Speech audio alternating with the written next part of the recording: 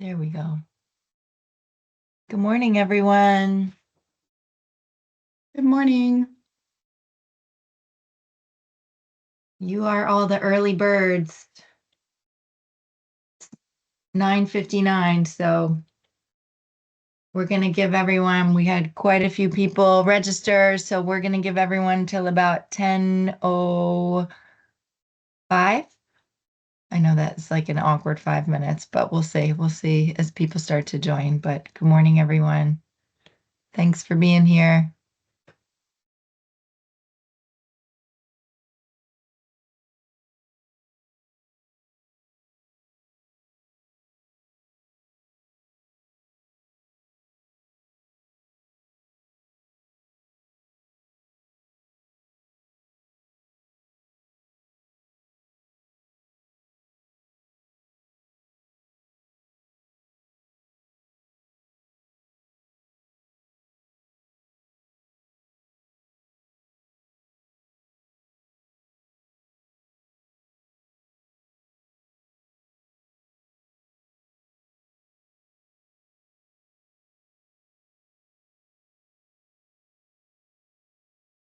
Good morning. Welcome. If you're just joining, welcome to the webinar.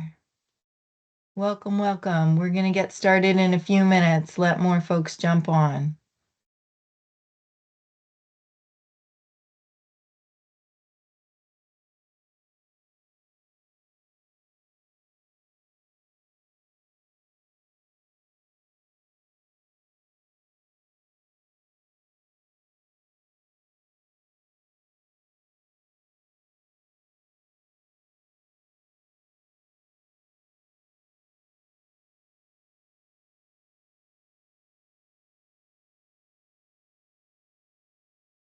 Good morning. We have a few more people who have joined. We're going to get started in a few minutes. We're just giving a chance for more people to hop on.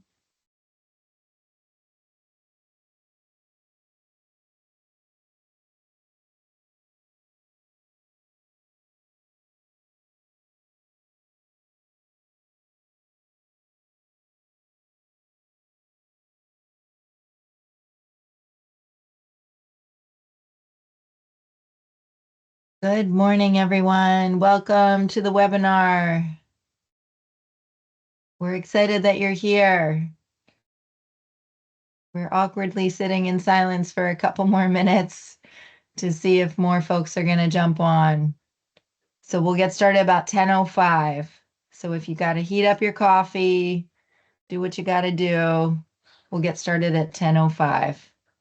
We did have about 40 or 50. Oh, thank you for the thumbs up. Gosh, it's so nice to know that you're out there. All right. Oh, gosh. So much love. Thank you. Someday we'll figure out how to play music. Yeah, we really should have some waiting on hold music. Mm.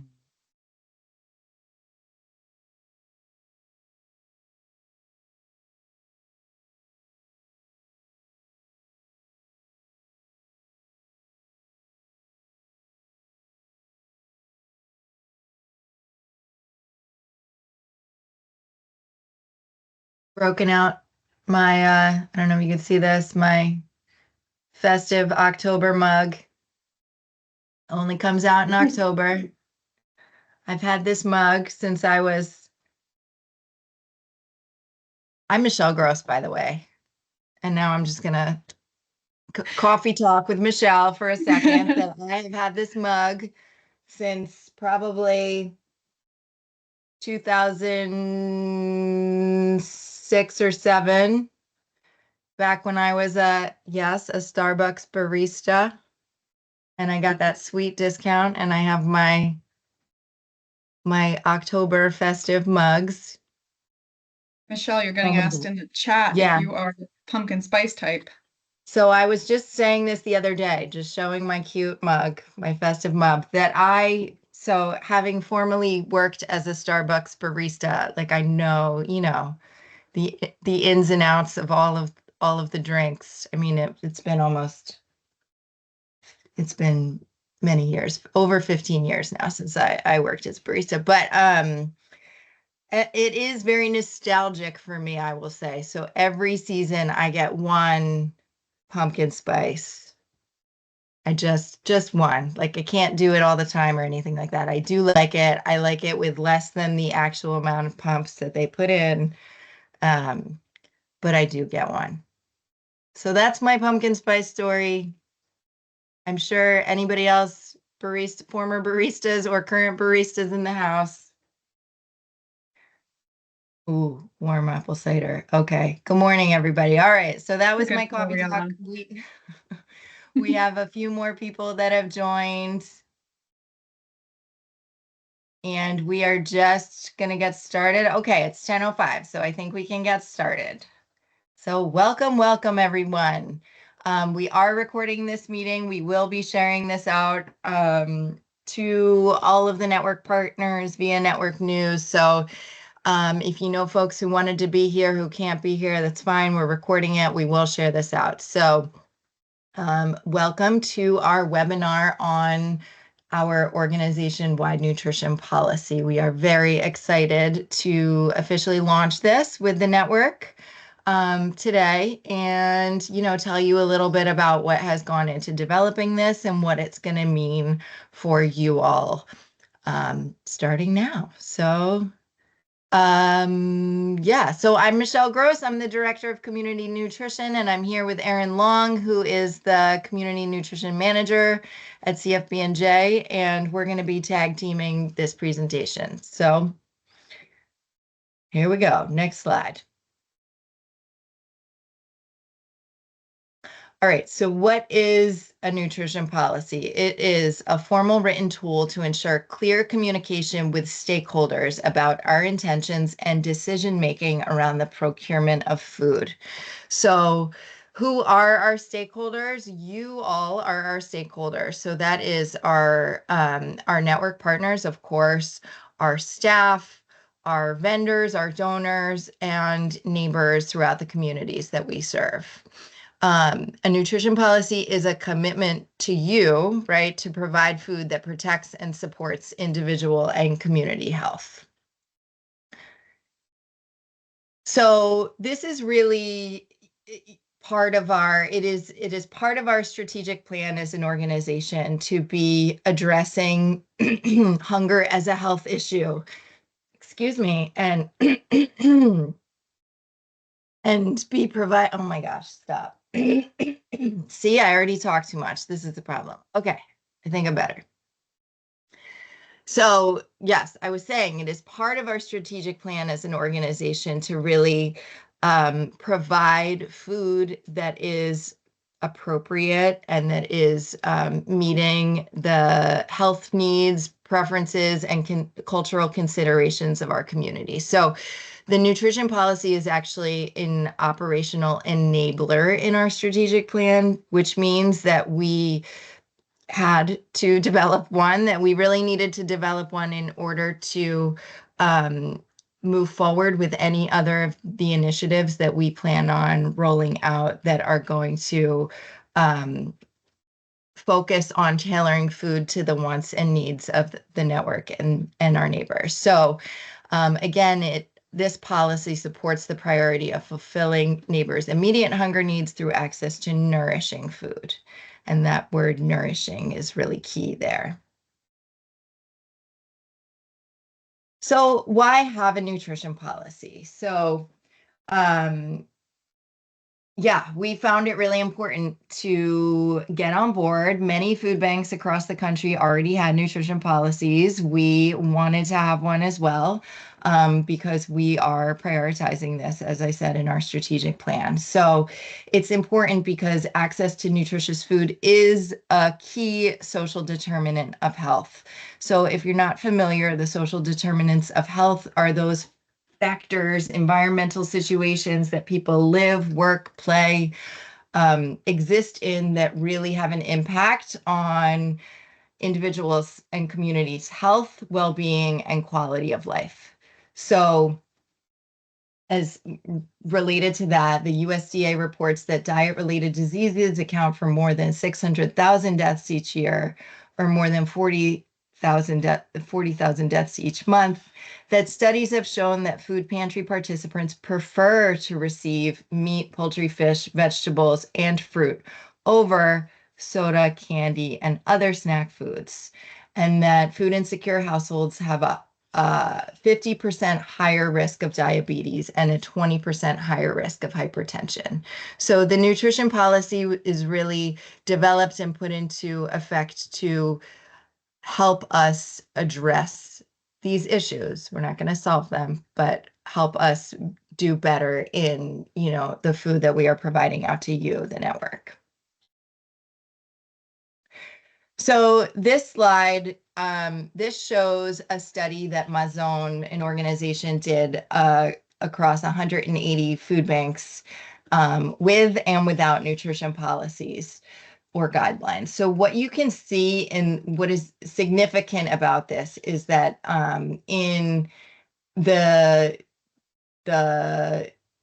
having a formal policy not only increases the amount of fresh fruits and vegetables that food banks are distributing, so that's the green on this graph, but in addition to that, then the green sort of stays steady, right? Whether they have a formal policy. But what really is impacted is the amount of snack foods, sugar sweetened beverages, and candy that is distributed by the food bank. So that's what's in orange, and it's called unhealthy, but that specifically unhealthy in this study was considered soda and sugar sweetened beverages, snack foods, and candy. So that's what we're talking about there. So having a nutrition policy really does have an impact. And that is really why one of the driving forces behind we wanted to move forward with ours. So what we've been doing over the last year and a half, I would say since probably the spring of 2023, is really starting to develop what would be our formal nutrition policy. So with the help of Aaron Long, who's really been spearheading this for the last year and a half, and other interns, we conducted research and interviews with food banks that do and don't have nutrition policies and how their policies are set up. We looked really across the country to see what different what different food banks were including in their policies and what impacts they had. So then we were able to draft our policy and get feedback. So we got feedback from some partners, from some other stakeholders, including staff, as well as folks on our board.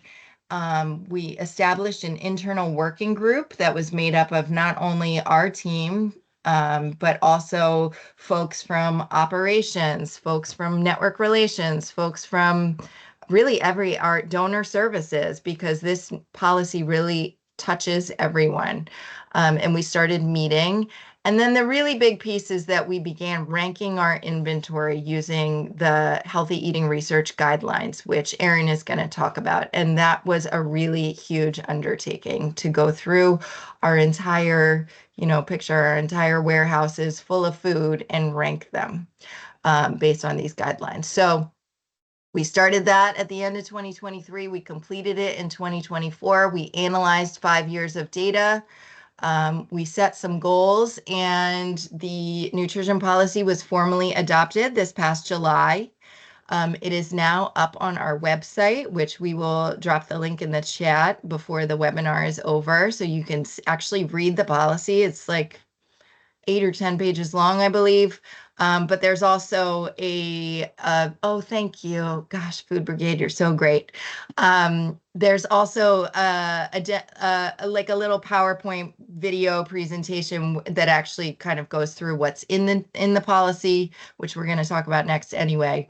And then, yes, so the webinar is really the next step, is speaking to the network and talking to you about the policy and how it might impact you. So I am now going to kick it over to Erin, who is really the expert in all things nutrition policy. Oh, thanks. I don't know, but Yeah, I mean, well, to Michelle's point, it was really a collaboration across the entire organization and outside too. So, but definitely become a little bit more of an expert on all things nutrition policy. So I'd love to take you all through the policy at this point. I have an overview of the different components of our nutrition policy here. I'm going to be diving into each of these in more detail over the next few slides.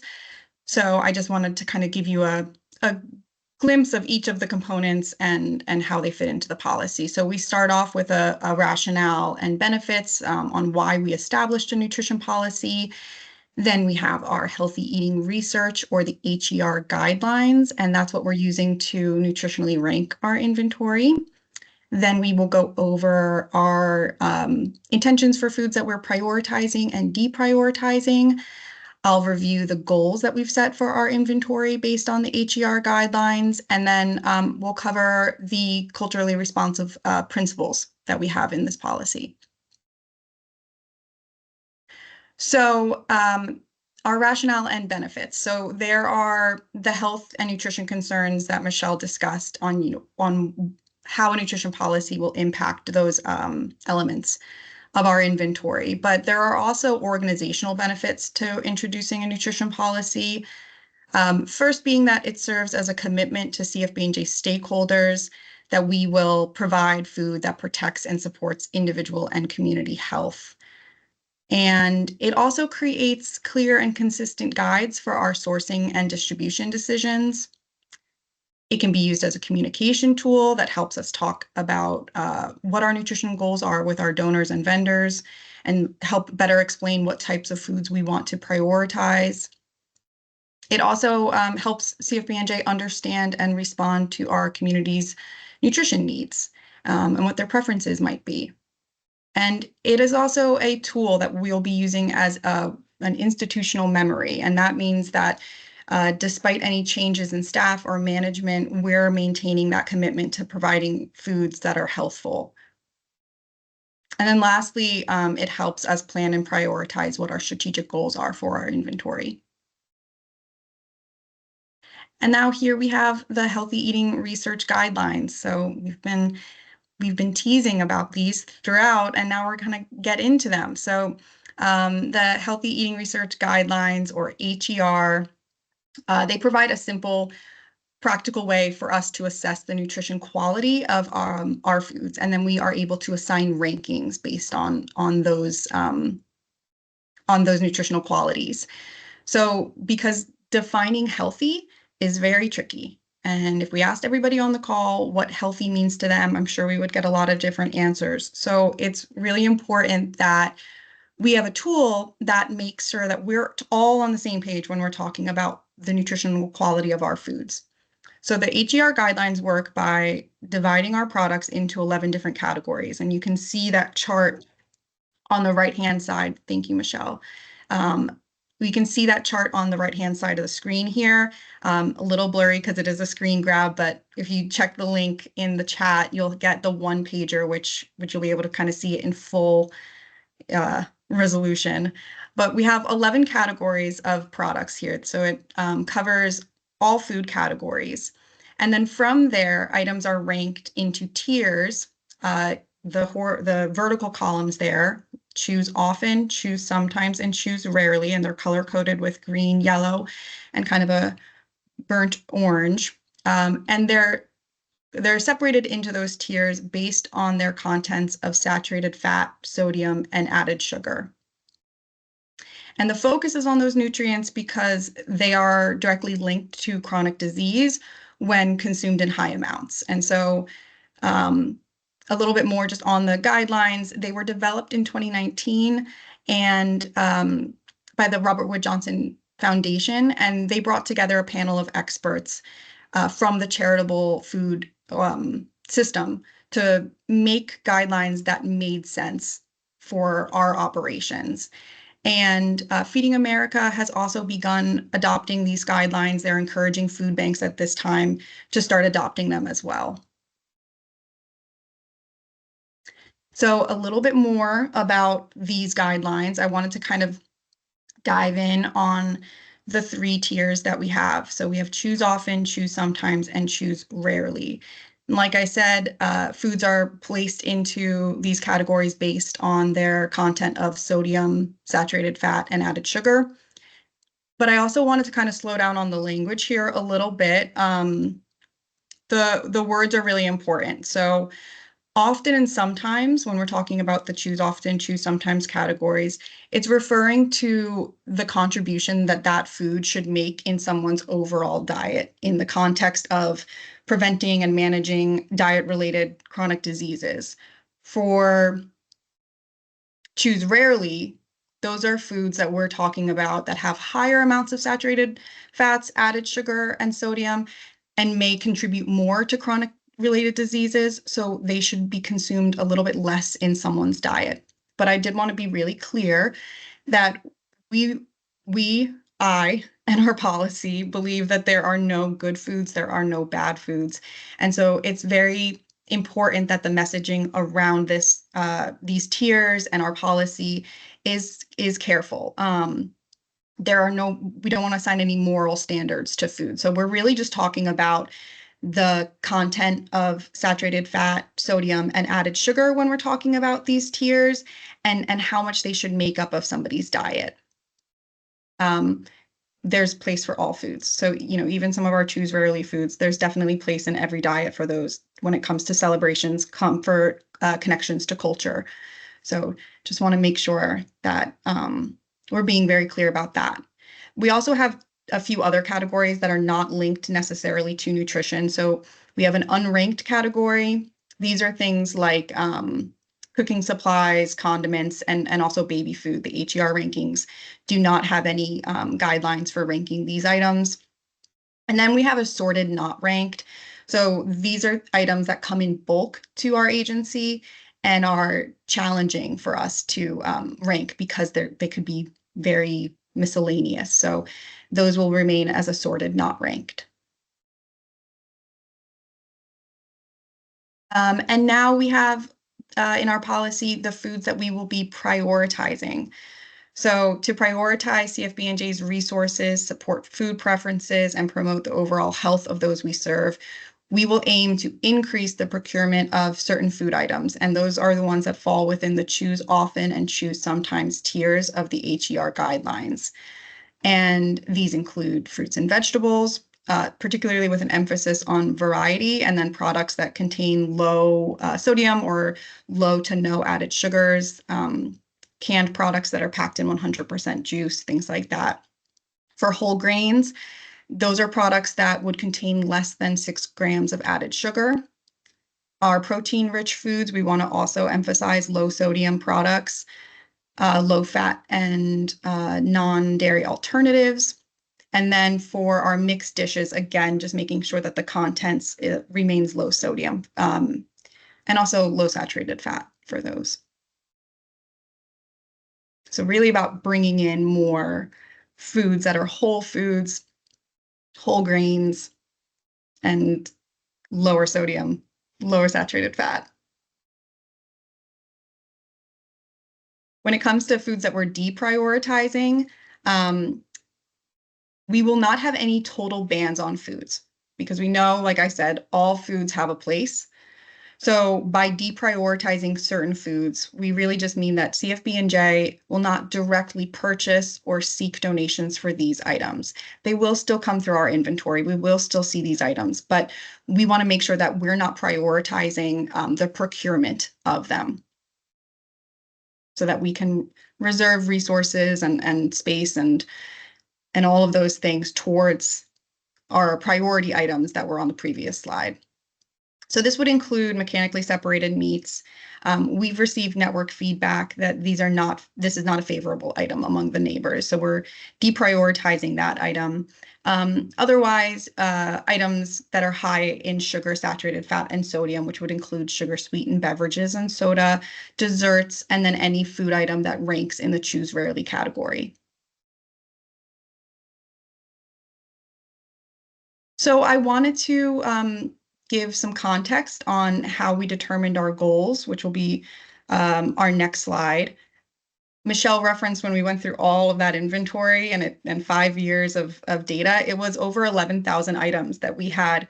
We were very lucky to have a couple of interns really help us tackle all of that. And I wish they were on this call so I could give them a big round of applause, because that was a huge undertaking. It took several months of manually ranking all of these items. So it was over 11,000 items, 5 years of data, and we were able to create what we're calling our baseline. So this is kind of on a whole what our inventory looked like using choose often, choose rarely, and choose sometimes.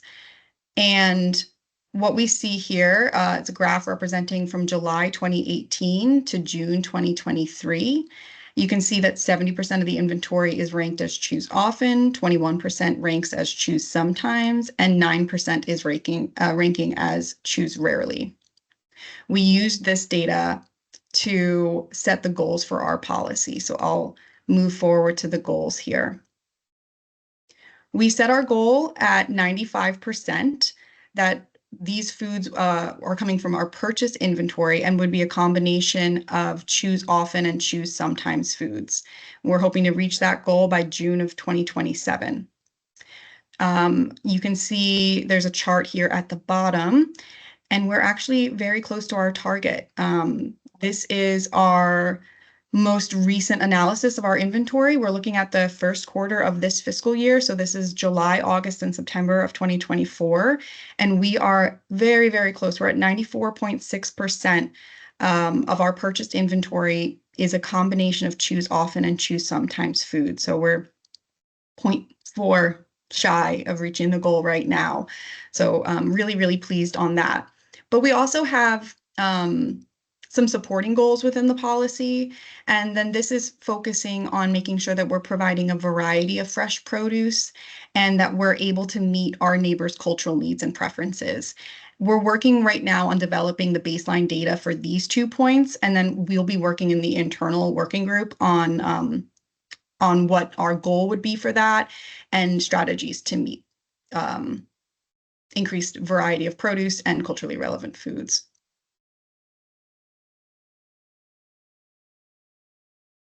And then our last component of the nutrition policy touches on culturally responsive foods. So we know that our neighbors are coming from all different backgrounds. It's so important that the policy included something intentional about how we plan to address these differences and needs and when it comes to food. So our culturally responsive practices refer to our ability to understand, respect, and effectively respond to the cultural needs and preferences of those individuals in our communities. So within the policy, we outlined some guiding principles to help us provide more culturally familiar foods. The principles include inclusivity and equity. We'll be promoting the equitable access to more nutritious and cultural foods. Our language access, by offering interpretive language services wherever possible, we're able to effectively communicate. And engaging with our partners, it's really important that we understand the unique needs and preferences of our neighbors. So we want to make sure that we have mechanisms in place to do that. So those are all of the components of the policy itself. I also wanted to share, in addition to the policy being available on the website and this webinar here, we also are making the rankings available in Agency Express. So they'll be visible starting tomorrow, actually. That's our go live date. So you'll start seeing that change very soon. You'll be able to view the HER rankings for food items in the nutritional information column. So the red circle or square there, when you're in your shopping list, that's been there for a while. You've probably seen it, but it's never been populated. So starting tomorrow, the information on the ranking of each food item will be available. You can also search by ranking if you choose to. So if you were particularly interested in focusing on choose often or choose sometimes foods, you'd be able to use the nutrition information drop-down menu, select the tier that you're looking for, and then it will populate all foods that fall into that ranking.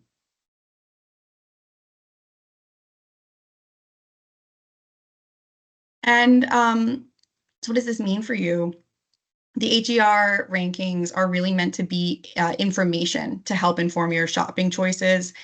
It'll give you a quick reference so that you understand what the saturated fat, sodium, and added sugar content of a food might be and where it falls within the ranking.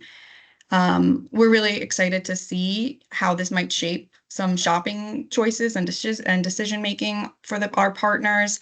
But I wanted to make it clear again that you're not required to select any type of rankings. We are not discouraging you from selecting other types of rankings. It's really about making the choices that are right for your agency and for your neighbors. And yeah, all foods fit. All food is good food. All food is welcome. But we definitely wanted to make sure that you have the information to make choices. And so we're really excited to see those rankings visible. And so our next steps, we have launched in 2024, we've turned on our rankings in Agency Express.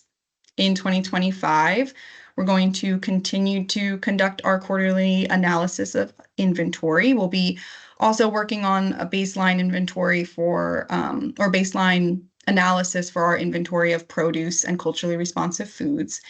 And then we have our working group that meets regularly. We're meeting quarterly to discuss the analysis of our inventory and then strategies to help keep us on target for our goals. And then we're also looking into ways to connect more with the network and our neighbors to learn more about their food preferences. And our nutrition policy is an evolving document. It's a living document. We make changes to it as needed, and it's reviewed annually from this point on, and it will be updated as needed.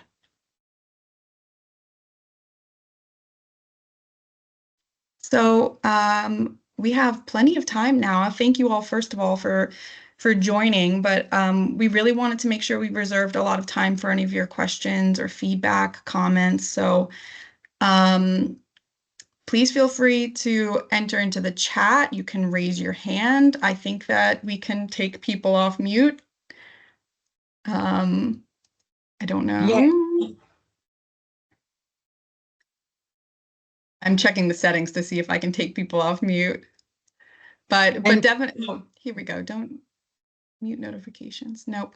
But So, please enter into the chat. We've got a Q&A open here. and we are going to be sharing a one pager. I know I dropped the one pager that is specifically from the AGR guidelines about in the chat already, but we're going to have a one pager specifically for you all, for network partners, so that, for obviously there's only 22 people here and a few of them are CFBNJ employees. So we do want all of our network partners, when they go into Agency Express to order their food, they're going to see this, and we want them to understand why, even if they haven't seen the webinar. So we are going to be sharing out a one pager that just is a quick overview of what the rankings mean that they're seeing in Agency Express and why. So that is coming, I believe, tomorrow as soon as it's turned on. How are we making that available, Erin? It's going to be in Agency Express?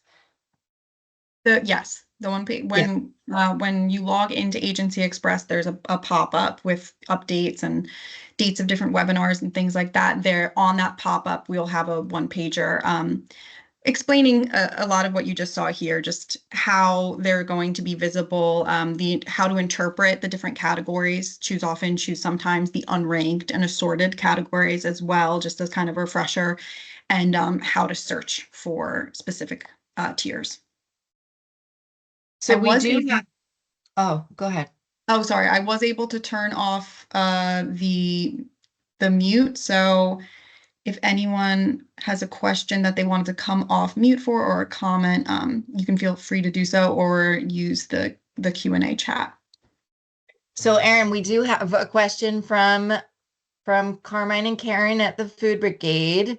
So I love this question. What are your thoughts on partner agencies adopting their own nutrition policies, including seeking and incorporating input from our neighbors with lived experience? I think we'd love to see that. I think I do want to say the policy that we have implemented is really meant to be a food bank policy. And we there are elements in there that could be applied to food pantries. And I think that, if, as we've seen from the data, food policies, nutrition policies really do impact the overall inventory. And so I think making that shift for a pantry is a great step. We do have some tools that if I can plug, Yes. Sure. we do have some tools available, some strategies in our Growing Healthy Pantries toolkit on how to implement a nutrition policy. One of which are a document that from Feeding America that we used heavily. We relied heavily on the Feeding America's Nutrition and Food Bank toolkit. And yes, so I would definitely encourage food pantries who are interested in adopting a nutrition policy. Please reach out with any questions that you might have, and we can, discuss one-on-one, and also connect you with the Growing Healthy Pantry Toolkit, if you would love a Coming little bit soon. more. Yeah, Yeah, we definitely there's a whole section on if you want to work on individualized nutrition policies for your pantries, and there's like sample like how to request a healthy donation letters. There's all kinds of things in there, and um I know you're all patiently waiting for it. I apologize for the delay on the Growing Healthy Pantries toolkit.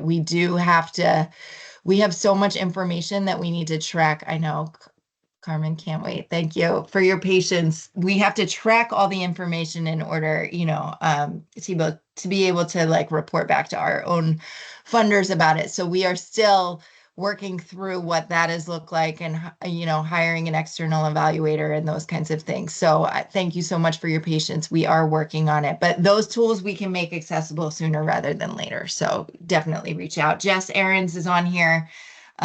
She is our Growing Healthy Pantries manager. So she is pretty soon, just FYI, you're going to be able to access the sections of the toolkit that you want via our websites and the other food bank websites across the state. There will be an online form that you fill out and say which section you want, and then we send it to you. That's what's coming down the pike sooner rather than later. And then Don had a question. Erin, I you have see. been talking about purchased food. I'll read it for everyone. Does this include the food from the government and state? Great question, Don. Great question. Yes. So we have a lot of different ways that we're looking at the data. I have spreadsheets on spreadsheets I could share, but I won't because we'd lose everybody. But the way that we're looking at the data is multifaceted. So I do analyze our government commodities, our SFPP. We're looking at donated product as well. So I really focused this presentation on our purchased inventory because that's where our goals lie. We were specific about setting our goals for purchased inventory because we have the most control over that inventory. Our donations and our government allotments a little bit less so. Through conversations and advocacy work, we will be able to shift some of what we're seeing there, but we really have the most control over our purchased inventory. And so that's where our goals lie. And that's where I started with the presentation today. But we do have information on our entire inventory, including donated product. It is very, very close behind. Our inventory for donated government and purchased product was very close to 93% for a combined inventory of choose often and choose sometimes.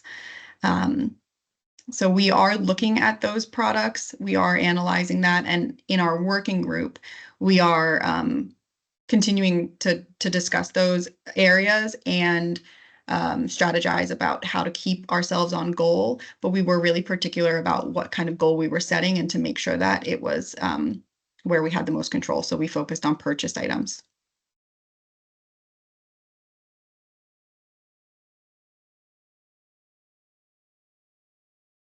Any other questions out there?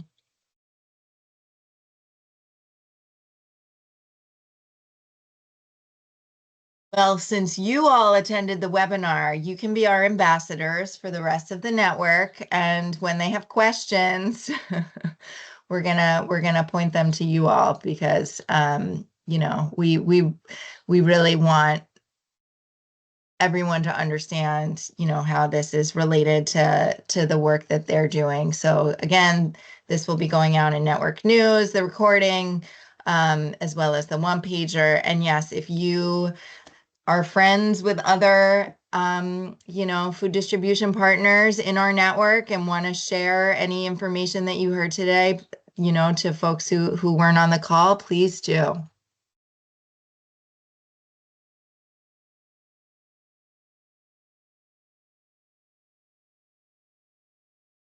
Thank you, Brianna. Great. I think we're gonna give you 20 minutes of your life back, unless there's anything else. I am here for questions afterwards. If anyone thinks of something, my contact information is up on the screen now, so please feel free to reach out. I'm happy to connect.